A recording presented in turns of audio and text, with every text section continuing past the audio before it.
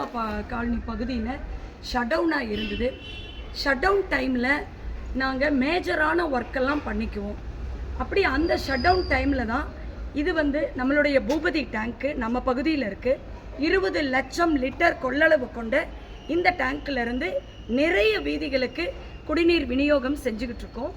அப்போ பார்த்தீங்கன்னா இதுக்குள்ளே நீங்கள் பார்த்தீங்கன்னா இது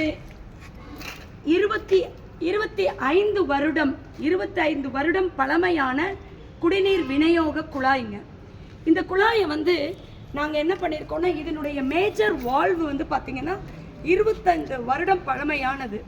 அப்போ நேற்று எங்களுக்கு நிறைய இந்த மாதிரி மாற்று பணிகளுக்கான பொருட்கள் கிடைச்சிருக்கு.